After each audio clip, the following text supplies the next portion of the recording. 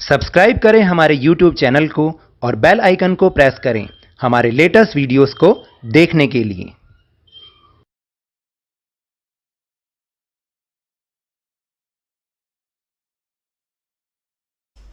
Hello and welcome to Lovneesh sir की class. आज की ये शिक्षा निदेशालय राष्ट्रीय राजधानी क्षेत्र दिल्ली की वर्कशीट नंबर 21 जो कि कक्षा 7वीं के विद्यार्थियों के लिए है। यह ली गई है सामाजिक विज्ञान के इतिहास विषय से। और आज की इस वर्कशीट में हम जिस विषय के बारे में चर्चा करेंगे, जिस विषय को जानेंगे, वह है मुगल शासक। थोड़ा बहुत तो आप जानते ही होंगे। जानते हैं मुगल कौन थे? तो मुझे पता है आपका जवाब होगा अकबर, हुमायूं, शाहजहां। हाँ, ये सब मुगल थे। तो आज हम इन्हीं के बारे में थोड़ा सा जानकारी प्राप्त करेंगे। कहाँ से ये लोग आए, किनके वंशज थे, क्या थे, कैसे कैसे, कौन कौन इनके वंश में था। तो चलिए शुरुआत करते हैं मेरे साथ और समझने की कोशिश करते हैं। तो यहाँ दाईं तरफ एक चित्र दे रखा है और इस चित्र को सभी बच्चे पहचानते होंगे, ऐसी मुझे पूरी उम्मीद है। तो देखिए आपको करना क्या है। ये है हमारा आज का क्रियाकलाप नंबर 1। नीचे दिए संकेतों के आधार पर चित्र को पहचानिए एवं स्मारक के विषय में कुछ पंक्तियां लिखिए। जैसे ये दिल्ली में अवस्थित, यानी ये दिल्ली में स्थित है, शाहजहां द्वारा बनवाया गया है और इसकी प्राचीर से प्रत्येक वर्ष प्रधानमंत्री स्वतंत्रता दिवस पर भाषण देते हैं। तो देखिए ये क्रियाकलाप और एक और क्रियाकलाप है, क्रियाकलाप नंबर 2, वो हम प्रश्न उत्तर के बाद में करेंगे। तो अब हम इससे आगे बढ़ते हैं। हालांकि मुझे पता है आप सब जान गए ये क्या है। ये है लाल किला। लाल किला के बारे में कुछ बातें आपको लिखनी है, वो क्रियाकलाप हम प्रश्न उत्तर के बाद करेंगे। तो सबसे पहले बात करते हैं इनकी पारिवारिक विरासत की, यानी इनके पूर्वज कौन थे, मुगलों के पूर्वज कौन थे। तो देखिए जो मुगलों के पूर्वज थे, यानी माता की तरफ से वो कहाँ के थे, वो थे चंगेज खान के वंशज थे और पिता की तरफ से वो तैमूर के वंशज थे। तो पहले हम माता की तरफ से जो वंशज थे वो वंशज, उनके बारे में जान लेते हैं। देखिए जो मुगल थे, यानी सबसे पहले हमारे यहाँ पर कौन आया था, बाबर आया था। तो बाबर जिस वंश का था उसमें वो माता की ओर से वे चीन और मध्य एशिया के मंगोल शासक चंगेज खान, जिसकी मृत्यु 1227 में हुई थी, उसके उत्तराधिकारी थे। अब आप समझे कि वो माता की ओर से किसके वंशज थे, चंगेज खान की। चंगेज खान जिसका नाम इतिहास में बहुत ही अच्छा के लिए नहीं लिखा गया है, क्योंकि वो बहुत ही ज़्यादा खूंखार था, लड़ाका था, इसलिए उसका नाम कभी भी अच्छे के लिए नहीं लिया जाता। और पिता की ओर से वे तैमूर के वंशज थे। पिता की ओर से वे ईरान, इराक और वर्तमान में जो तुर्की है ना, उसके शासक तैमूर, जिसकी मृत्यु 1404 में हुई थी, उसके वंशज थे। तो देखिए यहाँ पर दोनों की तस्वीर भी दे रखी है। यहाँ पर ये माता की ओर से इनके वंशज थे और पिता की ओर से ये इनके वंशज थे।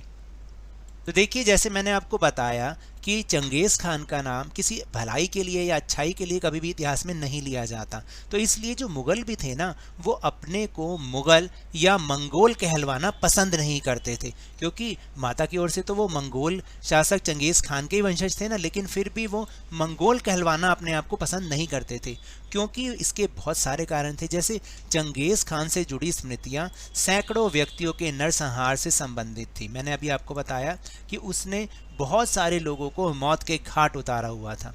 यही स्मृतियाँ मुगलों के प्रतियोगियों उज़्बेकों से भी संबंधित थी, यानी यही किस्से जो उनके प्रतियोगी थे उज़्बेक लोग, उनसे भी यही बात संबंधित थी।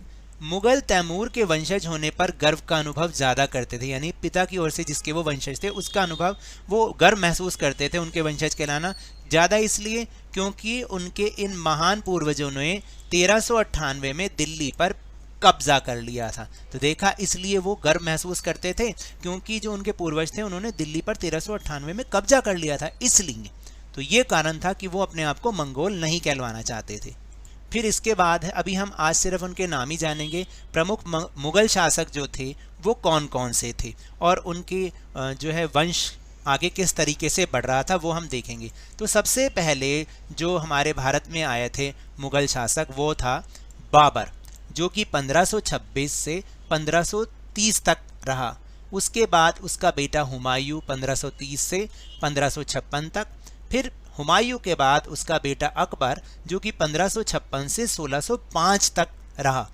फिर उसके बाद अकबर का बेटा जहांगीर 1605 से 1627 तक, और फिर उसके बाद जहांगीर का बेटा शाहजहां जो कि 1627 से 1658 तक वो रहा।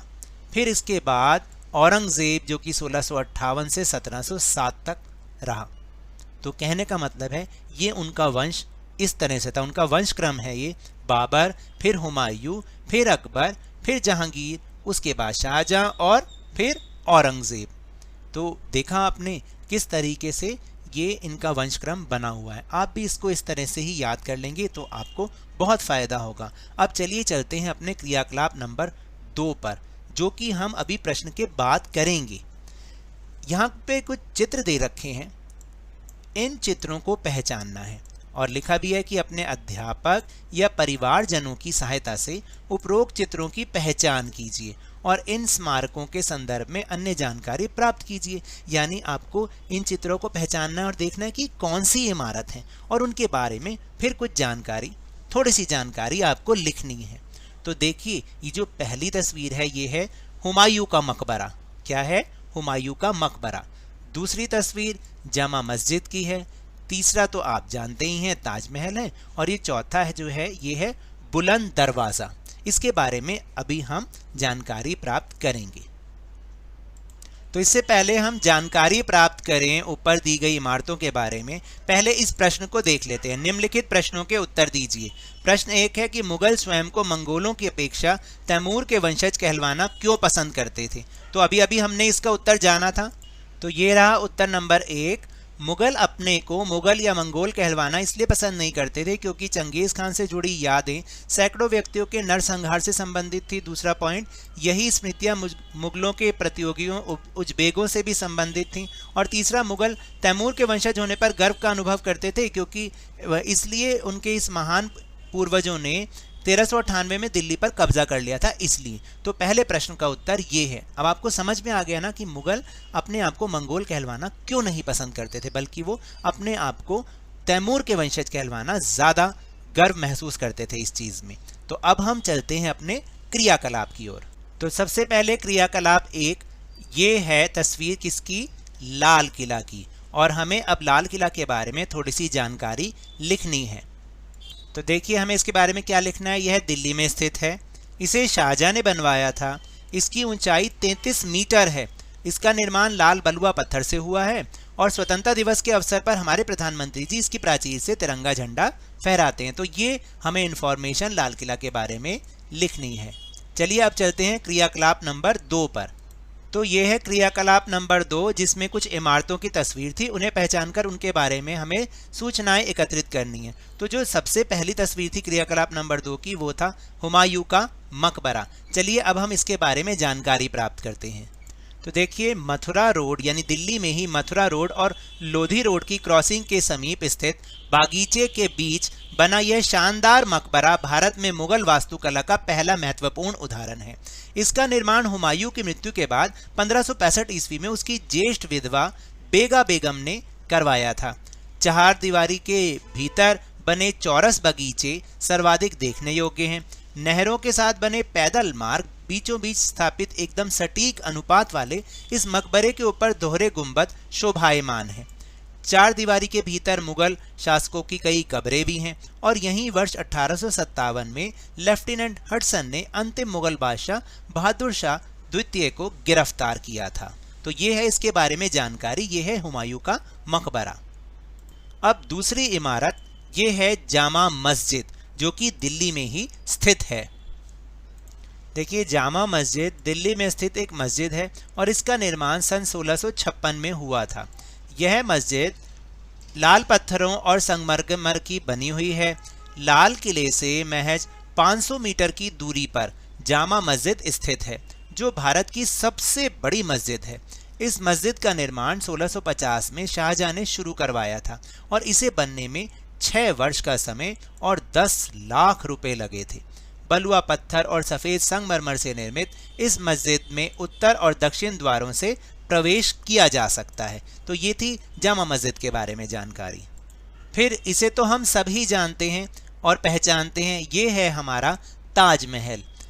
तो देखिए ताजमहल के बारे में क्या जानकारी है। ताजमहल भारत के आगरा शहर में स्थित एक विश्व धरोहर मकबरा है, यानी हमारा ये वर्ल्ड हेरिटेज में आता है। इसका निर्माण मुगल सम्राट शाहजहां ने अपनी पत्नी मुमताज महल की याद में करवाया था। यह सफ़ेद संगमरमर से बना हुआ है। इसका निर्माण सन 1648 के लगभग पूर्ण हुआ। ताजमहल पूरी दुनिया में आकर्षण का केंद्र है। ताजमहल को बनाने में 28 अलग अलग पत्थरों का इस्तेमाल किया गया है और इसमें लगा हुआ संगमरमर पत्थर राजस्थान, चीन, अफगानिस्तान और तिब्बत से आया था। तो ये है ताजमहल के बारे में जानकारी। और ये जो आखिरी इमारत है ये है बुलंद दरवाज़ा। कौन सी है ये? इसको कहते हैं बुलंद दरवाज़ा। अब बुलंद दरवाज़ा के बारे में क्या जानकारी है देखते हैं।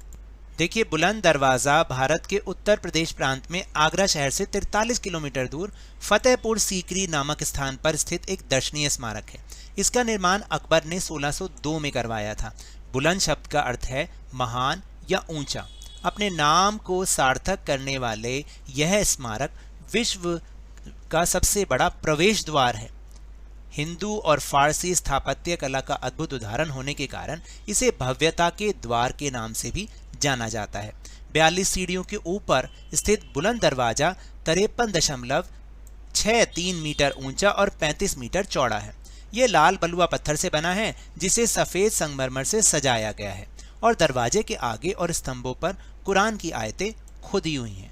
तो देखा आपने कितने बढ़िया है हमारा देश भारत, जिसमें विश्व धरोहर के रूप में यहाँ पर कई इमारतें हैं और वाकई वो देखने योग्य हैं। तो आपको भी मौका मिले तो आप भी इन स्थानों पर घूमने जरूर जाइएगा। तो ये तो थी आज की वर्कशीट। अगर मेरे इस तरह समझाने से आपको थोड़ा सा भी समझ में आया हो तो इस चैनल को ज़्यादा से ज़्यादा सब्सक्राइब कीजिए, लाइक कीजिए और बहुत ज़्यादा शेयर भी कीजिए। और हाँ, मेरे साथ इसी तरह वर्कशीट को समझते रहिए, लेकिन ध्यान और मन लगाकर पूरी मेहनत और लगन के साथ पढ़ते रहिए। और अगर आपको कोरोना वायरस से बचना है ना, तो अपने हाथों को साबुन और पानी से नियमित रूप से धोते रहिए और मास्क तो जरूर लगाइए, क्योंकि जब तक दवाई नहीं तब तक कोई ढिलाई नहीं। धन्यवाद।